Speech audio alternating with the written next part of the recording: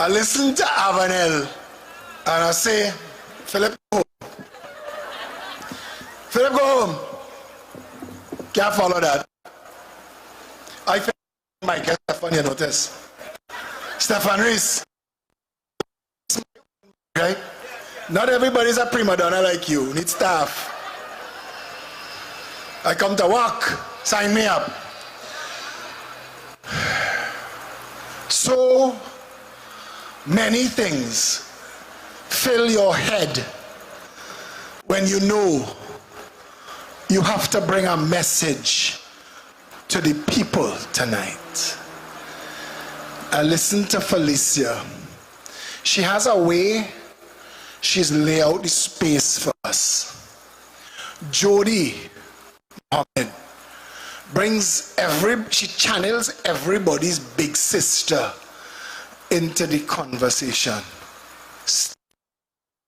When Stefan came up here, he touched you. He brought to you again the names, and he humanized the story. That little boy, every time Stefan tells the story about that little boy who went next door and they come and they tap the woman, they cut that boy's throat just for spite, that angers me in a way you can't understand. How I wish I was there to defend that boy. How I wish. And then Avanel,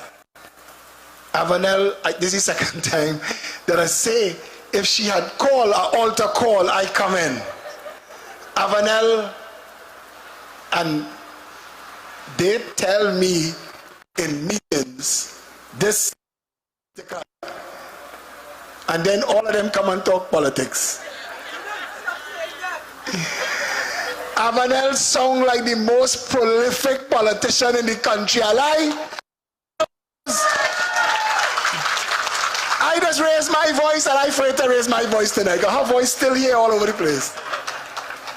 And then in Chan. I want to say something, The things the people who think they have power fear most is when the people stand together.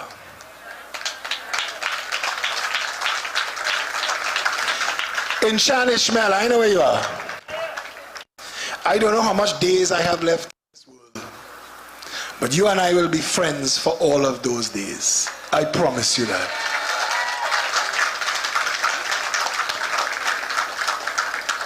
The people who stand with us are my family now. We could joke to the Avengers and all this thing we're talking.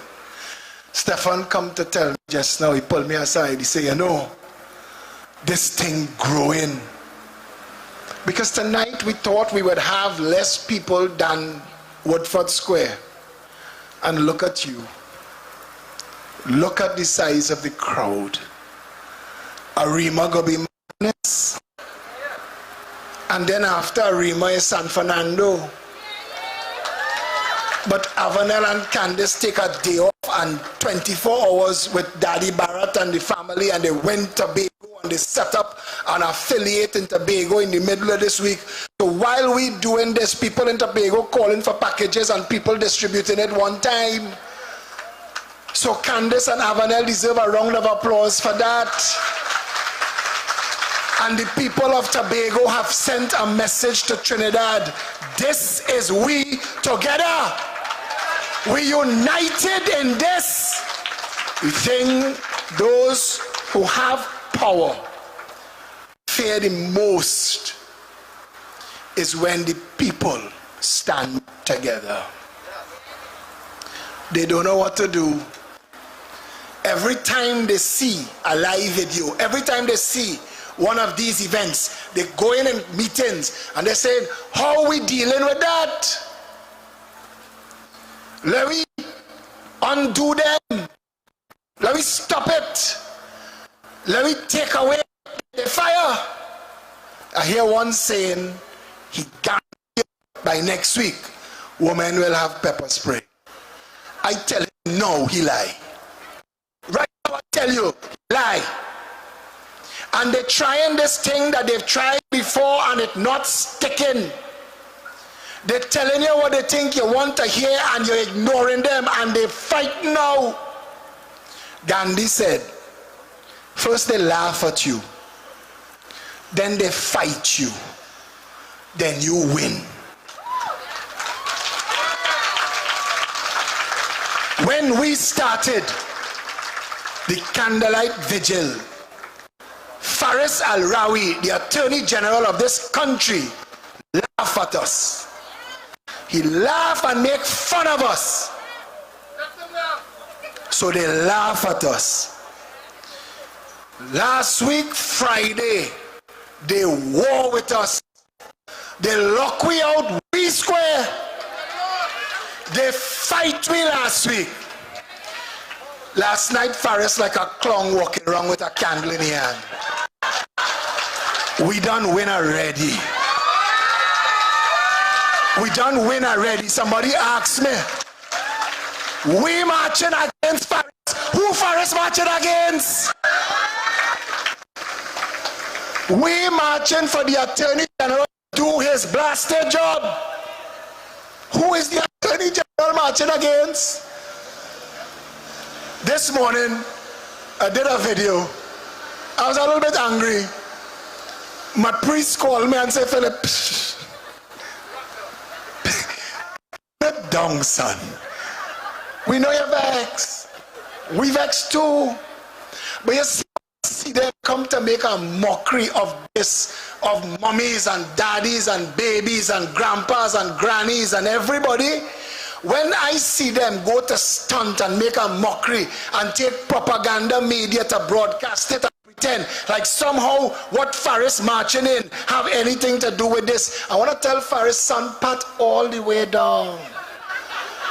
Stay in your lane. March and Candlelight is for we. Your work is to go in the Red House and decriminalize pepper spray. The women that want a permit, they don't come and fill out no form and take off their clothes to get license. They want to go in the corner shop and buy pepper spray. Nobody interfere with them. Go be down on the ground trying to find which way is up. That's what they want. Those who have a little more money want to buy taser and zap you. So when you walk away from trying to interfere with her, you're shaking. People will see you shaking in tongue and they say, aha, we know what to do. And you get zapped. Faris, go in the cabinet and meet with Young and Useless and tell him we want a fast track. When a woman applies for her firearm user's license, she must get it in 21 days. And she must get full training on how to handle and manage this weapon because its purpose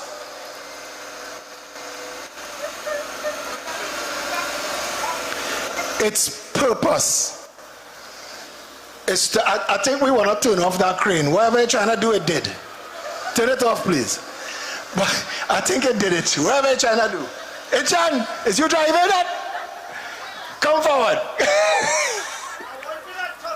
Drogo, you got that, but I just put in your leg. You do your thing now, man.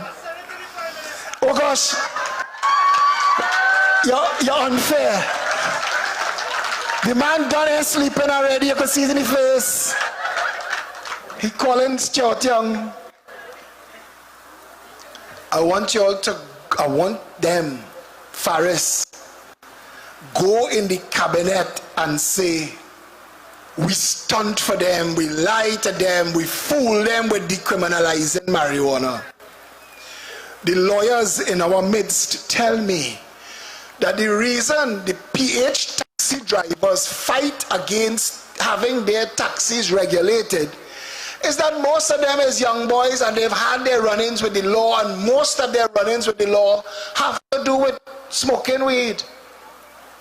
Now, my position on dangerous drugs or any kind of drugs, I don't use them But what I understand that the rest of the world has moved away from criminalizing marijuana, and we've talked it for 5 years in Trinidad and Tobago and we've not done it.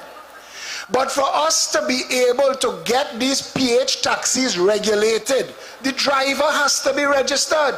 And for the driver to be registered, they need a police certificate of character. And they're not getting a police certificate of character if you don't drop the charges and expunge their records. And Faris Al-Rawi, that is your work. Go and do your job. We don't need you marching with no candle, brother. We doing that.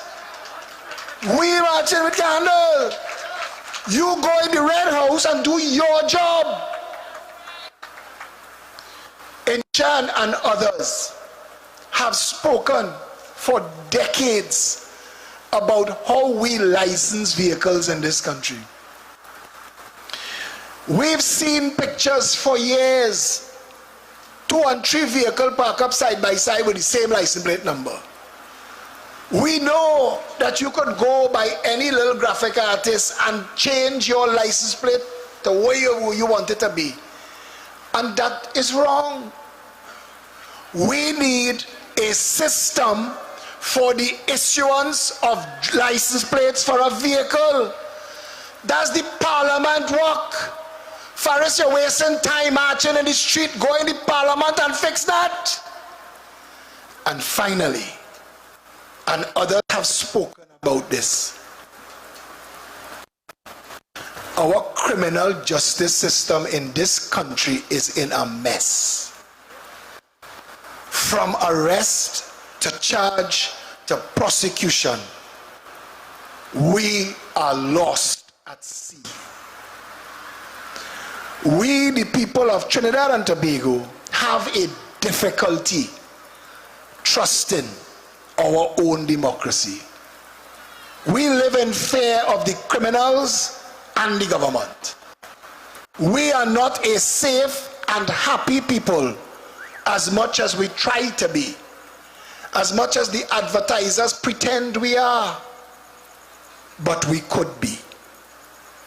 We need a criminal justice system that puts responsibility for the performance of the criminal justice system on the employees of the criminal justice system.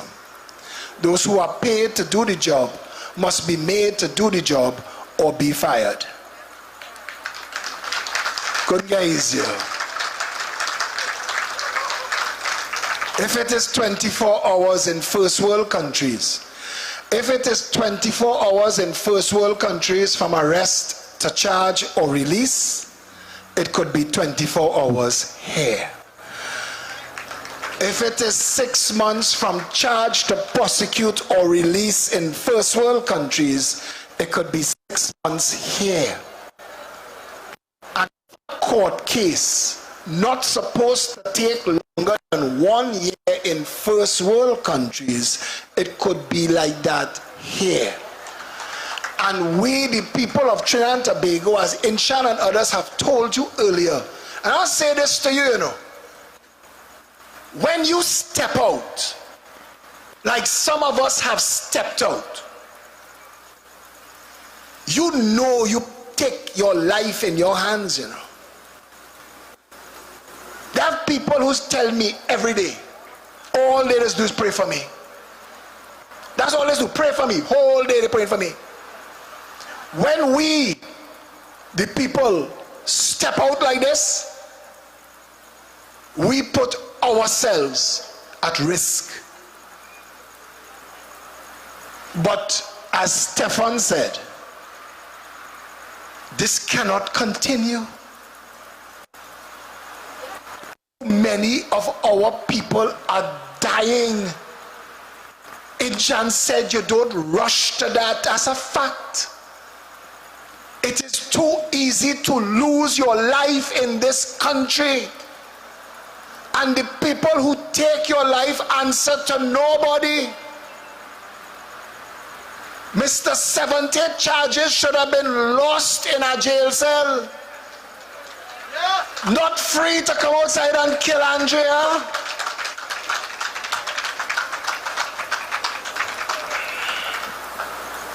People send me information, some of which I cannot share because they might be part of some criminal investigation.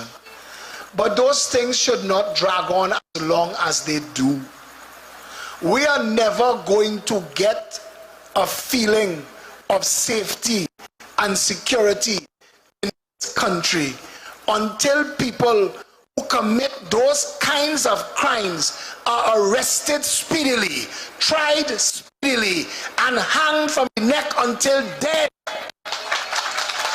We must know, and they must know, that if you take a life, you will forfeit your life. You will lose the right to be among us. Civil society. So, as Jody said, when mommy and daddy send children out in public transport, they must close their eyes and know they're safe. Because they even know if anything happened to the people children, he could find himself at the end of the rope. That is the country we must have. And as others before me have said, it is time that we, the people of Trinidad and Tobago, put aside every divider. Whoever you was vexed with yesterday, hug them up and kiss them. We focus now. People stop me and tell me, let me deal with this, let me deal with that, do this, or have a following, address this. When we finish with this ain't dragging on, you know. We say 1 month for 100,000 signatures. But I am almost certain that we've lost 100,000 signatures in the first week. But that doesn't mean we stop this. All that means is we go for the 250,000 signatures Stefan talking about since we start. Because when those petitions are ready to be served on the Parliament as the will of the people of Trinidad and Tobago, we want 250,000 of you all walking with us. And we're going to start because she was the last straw, and she has become a symbol in death of what we should have been all along. One strong, united people. She has become a symbol to all of us. We will start at Andrea Barrett's house with that petition and walk it to the Red House. And if the overhead shot in Jan just get them, cause them to have some anxiety, when they see 250,000 away in Port of Spain, the game will change. Trust me on that.